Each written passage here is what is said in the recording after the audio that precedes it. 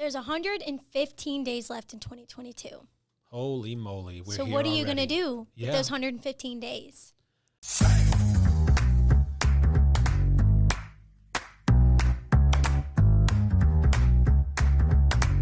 Which brings us to the topic of time.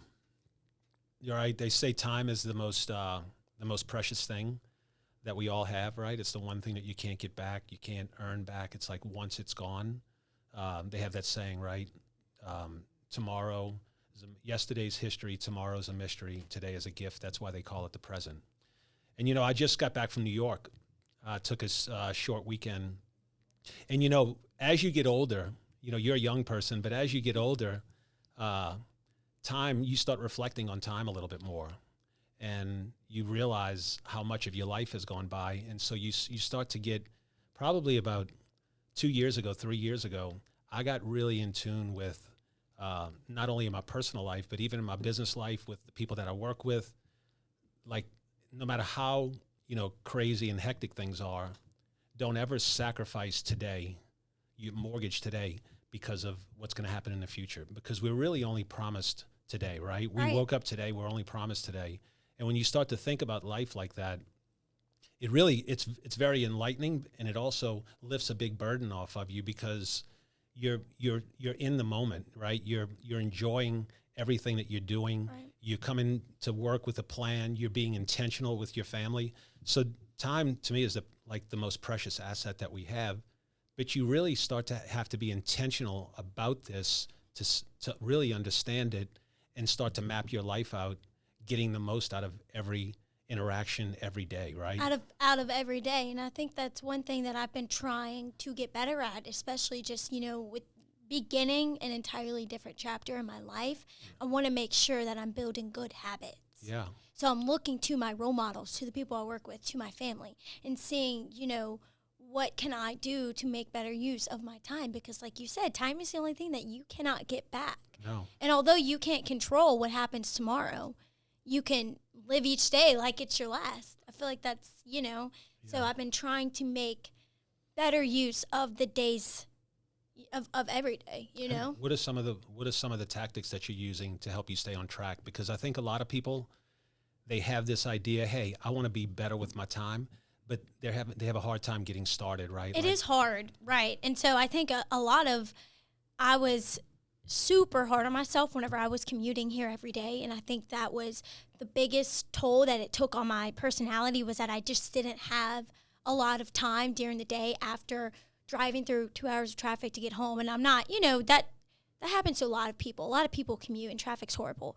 But to me, I was like, okay, what am I doing with this that I can, make better for myself, so when I wake up tomorrow, I'm not complaining, like, you know what I mean? Yeah, and so, especially now that I've moved here, it's little things that I do, like, before I go to bed, I want to wake up to a clean kitchen. I want to be able to get ready as fast as I can and enjoy my morning. It's like, it almost puts a damper on your morning when there's dirty dishes in the sink, or I'm really weird. Like, I fix my couch the night before. Like, I get up off my couch, I fix the blankets, I fix the pillows, fluff them. So when I wake up in the morning, I can open up the window and it's a perfectly clean apartment. But that's me. Yeah. And then when I get home from work, when I first moved here, I would look up from my phone and it would be 7:30 at night already. And I'm like, whoa, what am I doing? I just wasted an hour and a half of my time scrolling on my phone. So instead, as soon as you come into the door, put your stuff away, change into your gym clothes. Well, if you like to work out, make better use of that time. So then later when you get home from the gym, you can enjoy your dinner. You can watch one of your favorite shows. Yeah. And then you have time to do other things that you need to get done. I think it's me. If it's a task that you don't really want to do, make that be the first thing that you do. Yeah. So you can have time in the evening to do something that really makes you happy. That's me, though. It's so interesting you talk about that, because there's a book that I read called not the Art of War, but the War of Art. And it talks about, one of the underlying messages is time management, right? And when that resistance comes in the form of procrastination, putting things off, I'll get to it later. That's one of the ways you can really start to capture your time back, is by not doing the things you need to do so you can do the things that you want to do. Right. And so I think a lot of it is just organizing your life and and having a system in place. Because I can tell you, when I met Angelina, it wasn't that I was like a slob or anything, Right. but I just leave things around a lot. And so you're just describing how you like to wake up. I swear you can come in my house at any time, and it's just, it's game time ready at all times. So she's got us trained over time. We do it just, we don't even think about it. Hypnotically, we do it now. Yeah. It's like we go through the motions, the blankets, and I'll run through the house. I even got so anal where all the doors have to be closed and everything. Yeah. Yeah. So It's just, I don't know. I think it just makes you, and it's subconscious too. It just makes you feel better. It makes you feel like you have your life together. Yeah. And it actually, what I've noticed too about procrastination, you spend more time worrying about the things that you have left on your plate to do, Yeah. that it just completely dampers you, and gotta it makes attack it 'em. so much worse. You gotta You just attack got to 'em. do it right then and there. Right then and there. Honestly, it really, nobody wants to, like, go fill up your car after you've been sitting in traffic. Well, guess what? If you fill it up right then and there in the morning, you won't have to wake up 20 minutes earlier to go fill up your car. That's right. So I learned that through commuting. I'm like, you might as well do it now, because it's, and that's living every day like it's your last. Yeah. I think it's just getting all your ducks in a row, and it's so hard to build good habits, but you're so much happier when you do. Yeah, I think a good way to start is to write down a list. Like, what do you want your day to look like? And then map out the things that you have to do, like your duties and responsibilities, and understand how long those are going to take. And it's really just, it's all about preparation, right? So much of life is about preparation, and your time is a huge part of that. Because when I was a kid, we didn't have all the phones and the social media and all this stuff to distract us. It was a little bit easier back then. Now it's, you have all these distractions in front of you, and so you just have to stay focused. And listen, I think a lot of it comes down to, you just have to make a decision that you don't like the way that it is, because people are going to do what they do until they get sick and tired of getting sick and tired. And I can tell you this: if you're running, you feel like you're always behind the eight ball. It's not a good way to live life. And if you take these steps and are more intentional about the things you have to do, it just takes all the burden off, man. It makes life is so much more enjoyable, because you feel accomplished. There was this real famous, I forgot what his name was, but he gave this commencement address to the armed forces, and he talked about every morning the first thing he'd do is get up and he would make his bed, right? And he said he did that. Always learn that. Yeah. Successful people make their beds in the morning. make That's it- just what I was taught growing up. Yeah. Yeah. But that's, Well, listen to his reason, though. He said because no matter how bad his day was, no matter what went on, when he came back in that room before he went to bed, he'd remember that he did what, that Did bed. at least one thing He did that. And so it reminded him that as crappy of his day might have been, you know what, he still, did one thing right. And so it was waiting there for him in the afternoons. And it's so almost like you're doing it for your future self. Yes. Like if you're for Yeah. your future self, at the end of that day, that's one thing that you can look forward to and be happy about. Like climbing into your bed after it's been made all day. It's not like, you have to, that's one habit that I think is imperative for people to develop, especially, right after high school, right after that teenager phase. I think making your bed is one of the smallest tasks that will set your tone for the day. There's no question about it. And It seems like such a small thing too, but for some reason it has a pretty big effect on you. I know I enjoy when I come in my bedroom at night.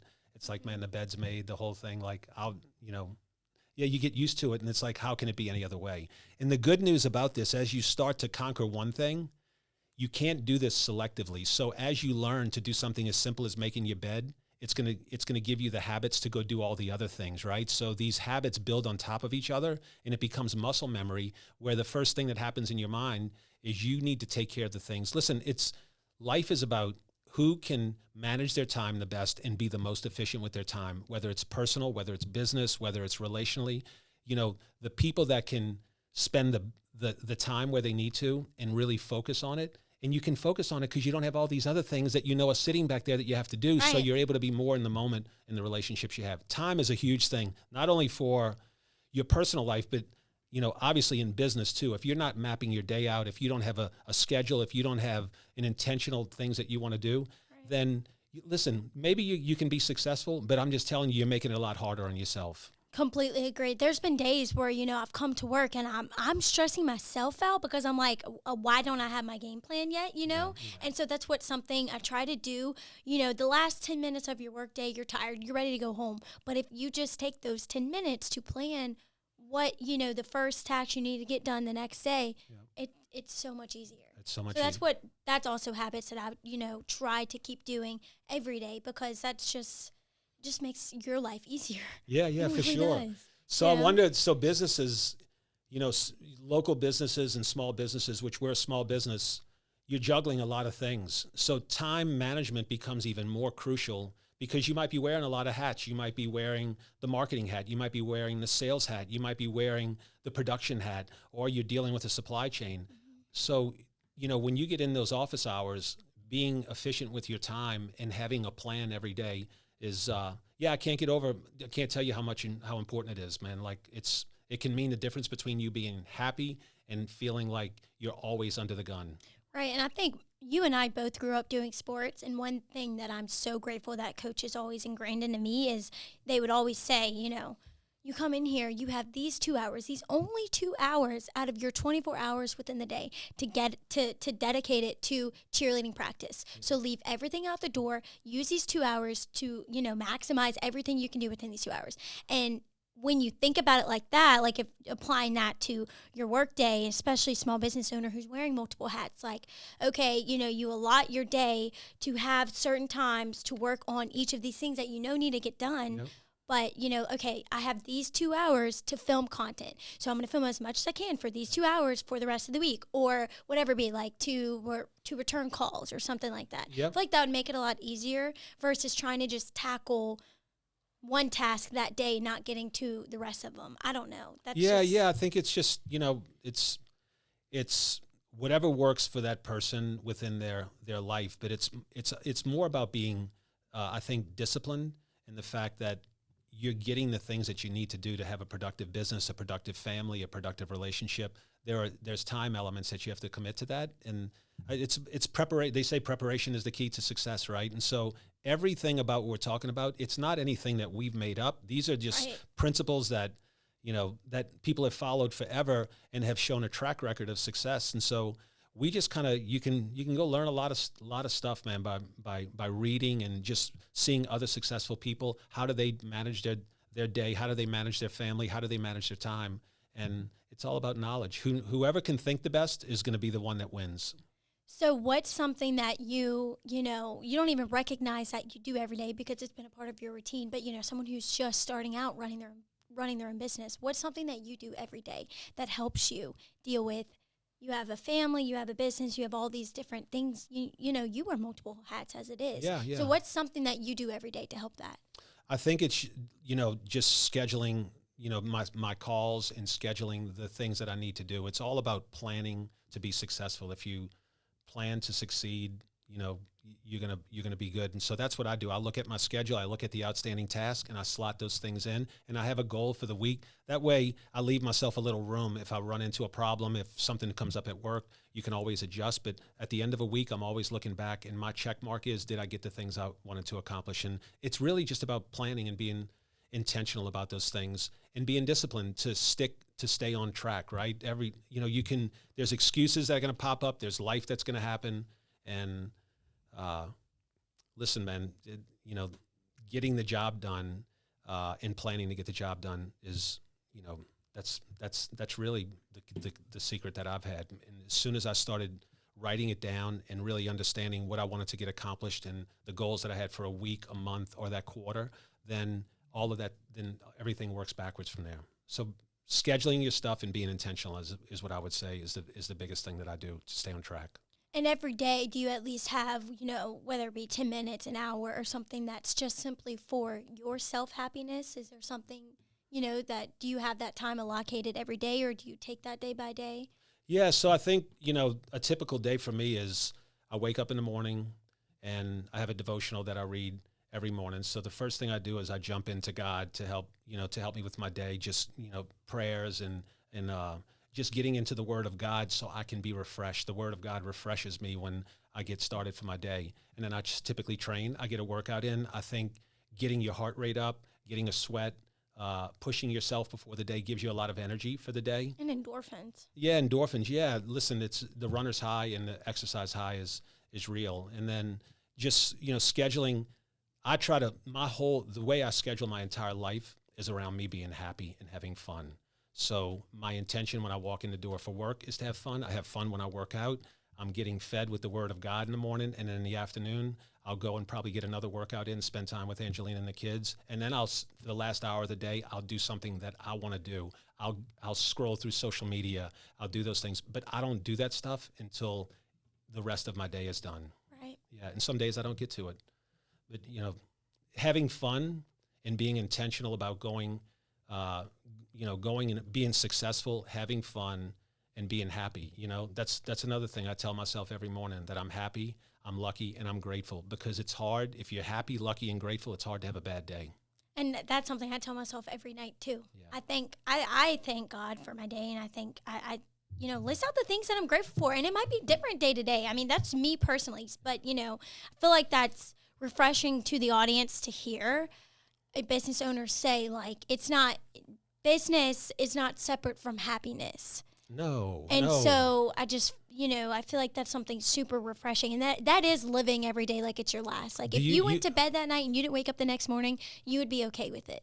Yeah. Even though your family I'm going to ask you, do I look like I'm happy when I come in here every day? Yeah. And you look like There's you're not happy. a day I've seen Shawn walk in with his shoulders down. Like, he looks like he's prepared. He's ready for whatever may come about. Yeah. He doesn't know what's going to come about that day, but he's ready. And so that's, I'm always sitting down. He walks in. I'm like, good morning. Like, it's just a known thing that you're ready to tackle the day. And that's living every day like it's your last. And that's, finishing this up, this dovetails right back into time, right? Figure out what your purpose is in life, what makes you tick, what floats your boat. Like, I watch you every day. I watch Mike every day. Man, you guys are in your purpose. I'm happy like this, whistling Dixie, because the Bible says on earth as it is in heaven. So I'm experiencing heaven while I'm here on earth because I'm on my purpose. I'm doing something that I love to do.